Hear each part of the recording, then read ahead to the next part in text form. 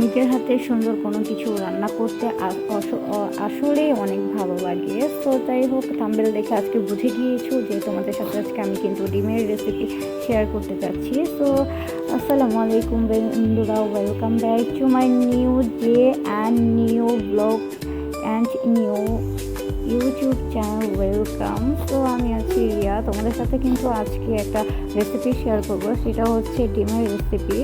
ডিম দিয়ে, আলু দিয়ে এবং সিমি মটর দিয়ে সেটা আমি রান্না করবো, আর অবভিয়াসলি তোমাদের সাথে শেয়ার করবো। তো বন্ধুরা, পুরো ভিডিওটা দেখতে থাকো, আর অবশ্যই ভালো লাগলে একটা লাইক করবা, আর অবশ্যই চ্যানেলটাকে সাবস্ক্রাইব করে আমার ব্লগ ভিডিও, ডেইলি ব্লগগুলো দেখার জন্য অবভিয়াসলি তোমরা কিন্তু সাবস্ক্রাইব করে রাখো আমার চ্যানেলটাকে।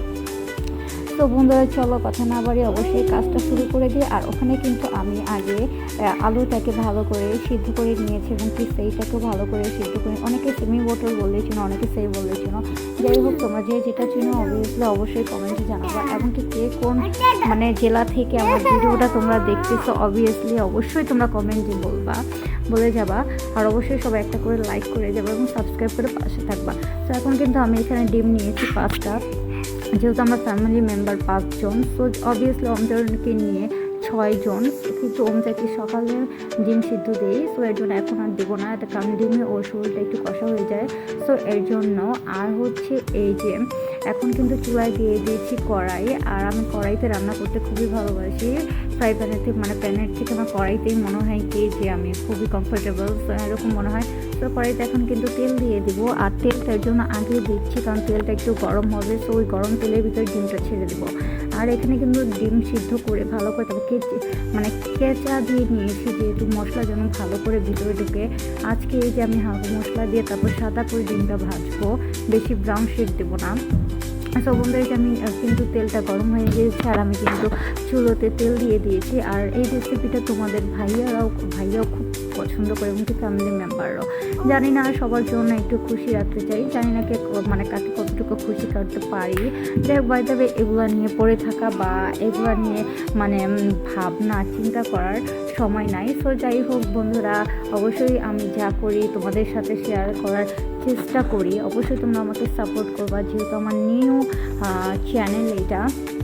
আমার এর আগে একটা চ্যানেল ছিল, সেটা আমার ফোনে নষ্ট হয়ে গেছে। সো এর জন্য চ্যানেলটাও নষ্ট হয়ে গেছে। যাই হোক, অবশ্যই তোমরা আমাকে সাপোর্ট করো। অবভিয়াসলি আমি আবার এই চ্যানেলটাকে সুন্দরভাবে নিতে পারবো, এবং কি তোমাদের জন্য ভালো ভালো ভিডিও আপলোড দিতে পারবো।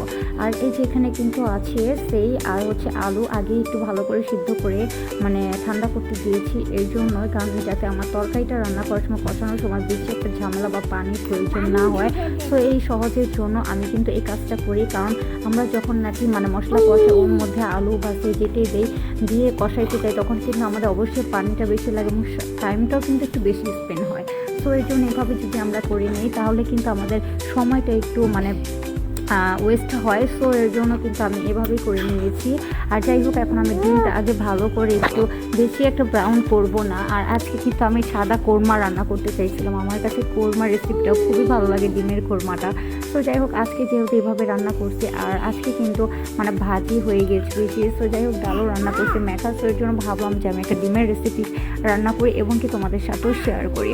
যাই হোক বন্ধুরা, তোমরা পুরো ভিডিওটা দেখতে থাকো। আর এই যে এখন কিন্তু ডিমটা কিন্তু আমি বারবার ছেড়ে দিচ্ছি, কারণ হচ্ছে যাতে পুরো পিঠে ভালো করে ভাজা হয়। সো এই জন্য চুলার আঁচটা কিন্তু একটু হাই ভোল্টেজে দিয়ে দিয়েছি। সো এই যে এখন কিন্তু ডিমটা কিন্তু গড়ানো হয়ে গিয়েছে, আর এখন কিন্তু আমি ডিমটা উঠিয়ে নেবো একটা বাটিতে। আর পরে কিন্তু আমি এটার ভিতরে এক এক করে যা যা প্রয়োজন সব দিয়ে দেবো। বন্ধুরা দেখতে থাকো। এখন আমি প্রথমে দিয়ে দিচ্ছি হচ্ছে পেঁয়াজ, আর পেঁয়াজটা কিন্তু আমি নিয়েছি এই যে ভালো করে চিকন করে কেটে, তারপর তুমি হাত দিয়ে ছাড়িয়ে দিচ্ছি এর জন্য, কারণ পেঁয়াজটা কিন্তু ছেড়ে দিয়ে দাও, তাহলে কিন্তু অবশ্যই পেঁয়াজটা সুন্দর ভাজা আসে। একদম ছাড়া থাকে একটা পেঁয়াজ, আর একটা সাথে যদি একটা লাগানো থাকে অবশ্যই ওইটা কিন্তু ভালো করে তাড়াতাড়ি ভাজা আসে না, এবং কিন্তু এই যে ব্রেস্তার মতো হয় না। আর এখন কিন্তু এখানে এই যে ভেজে রেখেছি ডিম, আর ওখানে কিন্তু এই যে কাঁচামরিচ কিন্তু এখনই দিয়ে দিয়েছি আমি এর জন্য, কারণ কাঁচামরিচটা ওভাবে কাঁচা পরে দেবো না, একবারেই তেলের সাথে ভেজে আমি তারপরে দেবো। আর এখন দিয়ে দিয়েছি লবণটা দিব 2 চামচ মেবি পরিমাণ, এরকম 2 চামচ একটু কম হবে, স্পুন তো 1.5 স্পুন দিব আমি এরকম। তো যাই হোক বন্ধুরা, আমি পেঁয়াজের মধ্যে যদি তোমরা আগে লবণটা দাও, তাহলে কি হয় জানো, পেঁয়াজটা খুব ভালো তেলে ভাজা আসে। তো জানি না কে কীভাবে দাও, অবশ্যই এই টিপসটা তোমরা ফলো করতে পারো। পেঁয়াজের ভিতরে তেলের উপর তোমরা লবণটা দিয়ে তারপরে কিন্তু পেঁয়াজটা ভাজতে পারো। এতে কী হয় জানো, অনেক সুন্দরভাবে পেঁয়াজটা মানে ভাজা আসে। আর আমি মনে করি এটা কমফর্ট, এটা করলে খুবই ভালো হয়। তো যাই হোক, এর জন্য কিন্তু আমি এই যে আগেই লবণ দিয়ে দিয়েছি পেঁয়াজের ভিতরে। আর পেঁয়াজটা যখন ভালো করে ব্রাউন আসবে, অত ব্রাউন শেড করবো না, কিন্তু পেঁয়াজটা যখন একটু ভালোই হবে, তো হালকা হালকা ব্রাউন আসবে, তখন কিন্তু আমি এটার ভিতরে আরও বাকি উপাদানগুলো দিয়ে দেবো। আর এখনও বলছি, অবশ্যই তোমরা আমার চ্যানেলটাকে একটা করে সাবস্ক্রাইব করে দাও প্লিজ, কারণ তোমরা আমার বন্ধু, অবশ্যই তোমরা আমাকে সাপোর্ট করবা। আর অনেক কষ্ট করে তোমাদের জন্য ছোটো বেবি নিয়ে ভিডিওগুলো করে থাকি আর শেয়ার করে থাকি তোমাদের সাথে। এটা আমার কাছে আমারও খুব ভালো লাগে, আনন্দ লাগে। আর অবশ্যই তোমরা ভিডিওটা আমার দেখতে পারো। তো যাই হোক বন্ধুরা, আর একটা করে সবাই লাইক করে যাবা। আর এই তো কমেন্টে কোনো কিছু জানার থাকলে অবশ্যই তোমরা আমাকে কমেন্ট করতে পারো কমেন্ট সেকশনে। তো এই যে এখন কিন্তু আমি অন্য একটু কাজ করতেছিলাম, আর এখানে কিন্তু মানে পেঁয়াজটা ভালো করে ভেজে নিচ্ছি। আর অত হাই ভোল্টেজ চুলা রাখবে না এবং লো রাখবে না, মিডিয়াম রাখবে। এই জন্য একদম লোভাবে থাকলেও পেঁয়াজটা আসবে না তাড়াতাড়ি করে ভাজা। তো হাই থাকলেও দেখা যাচ্ছে সাইড দিয়ে পেঁয়াজটা পুড়ে যাবে, এতে কিন্তু তরকারির ইটাই নষ্ট হয়ে যাবে। তো এর জন্যই ঠিক করতে হবে, মিডিয়াম আঁচে মানে রেখে দিতে হবে। অবশ্যই তোমাদের সাথে আমি চেষ্টা করবো আজকে একটা রান্নার অনেক রেসিপি শেয়ার করার জন্য, কারণ আমি আলহামদুলিল্লাহ অনেক রান্নাই পারি।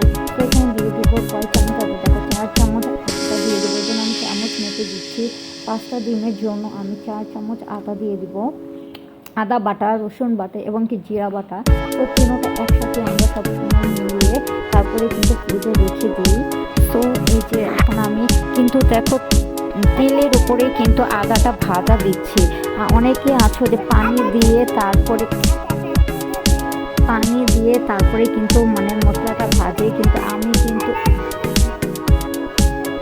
কিন্তু এভাবে দিচ্ছি না। আমি কিন্তু মানে তেলের উপরে সব কিছু ভাজবো, তারপরে পানি দেবো। এতে কী হয় জানো, ঘ্রাণ ফ্লেভারটা আসে, একদম মাংসের একটা ঘ্রাণ আসে। আমরা যে মাংস রান্না করি না, আমি কিন্তু এখানে কোনো মাংসের মশলা দেবো না, কিন্তু আমার ডিমের এই তরকারিতে কিন্তু মাংসের ঘ্রাণ আসবে। জানো অনেক সময় কিন্তু হয় যে তোমরা কিন্তু রেড চিলি পাউডার দিতে পারো, তো আমি কিন্তু রেড চিলি পাউডারটা দিয়ে দিয়েছি এখানে। আর তোমরাও কিন্তু মানে এভাবে যদি ফলো আপ করে যদি রান্না করো, অবভিয়াসলি রান্না কেন মজা হবে না, রান্না করাও কিছু টিপস থাকে। তো অনেকেই এগুলো বুঝে না, তো রান্না করে, তাই হাতের রান্না অনেক সময় মজা হয় না।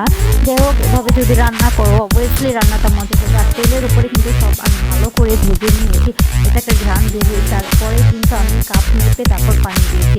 অবশ্যই এটা খেয়াল রাখবা, মানে বেশি একটা পানি দেওয়ার দরকার নাই, কারণ হচ্ছে প্রথমে যদি বেশি পানি দাও তাহলে কিন্তু মশলাটা বেশি উঠে, সেই মশলাটা বেশি উঠবে না।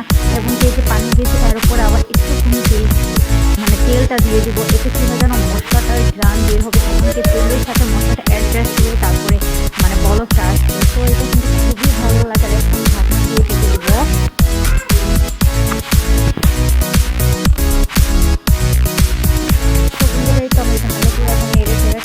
ঢেকে দেবো আর প্রায় 5 মিনিট পরে তারপরে কিন্তু আমি ঢাকনাটা উঠাবো, এবং ঢাকনাটা উঠিয়ে তারপরে কিন্তু আমি যে আবার নেড়ে দেবো। তো বন্ধুরা, এই যে আমার কিন্তু অবশ্যই 5 মিনিট হয়ে যেতে আসছে। তো এখন আমি যে ঢাকনাটা খুলবো, এবং এই যে জানি না তোমরা দেখতে পাচ্ছ না, করে কিন্তু তেলটা ভেসে উঠছে, মানে মশলার তেলটা, এটা এত মানে ভালো। আর এভাবে রান্না করলে মানে যে বলে না, প্রত্যেকটার কাজ আমরা যে পার্লারের কাজ শিখি বা যে কোনো টিচারও করি বা যে দেখি, অবভিয়াসলি প্রত্যেকটা কিন্তু একটা করে টেকনোলজি থাকে। তো এটা যদি ফলো আপ করে অবশ্যই সেই দিনটা কিন্তু খুবই ভালো হয়। তো রান্নাটাও কিন্তু এরকম যে আমরা টপিক মেনে যদি রান্না করি, অবভিয়াসলি কিন্তু রান্নাটা খুবই মজা হবে, কেন হবে না, অবশ্যই হবে। আর এখন কিন্তু যে তেলের ভাষা, এখন কিন্তু আমি কোনো আর পানি দিই নাই, এখন কিন্তু এইটার ওপরেই কিন্তু আমি আলু আর মটরটা ভালো করে মানে ভেজে নিব।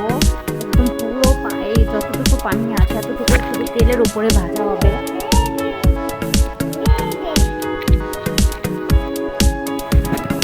আর এই যেখানে কিন্তু আমি ডিমটা কিন্তু ভেজে রাখছি, আর একটু পরে কিন্তু ডিমটা, এই যে দেখছো আমি কিন্তু আর পানি দেই নাই। আর এটার ভিতরে এখন আমি ডিমটা ছেড়ে দিব সুন্দর করে। আর কেমন লাগছে অবশ্যই রেসিপিটা। এই তো আমি তো তোমাদের সাথে আমি হাই টাটা বাই বাই। আজকে ভিডিওটা এ পর্যন্ত। কেমন হয়েছে অবশ্যই তোমরা লাইক এবং সাবস্ক্রাইব করতে এবং কমেন্টে বলে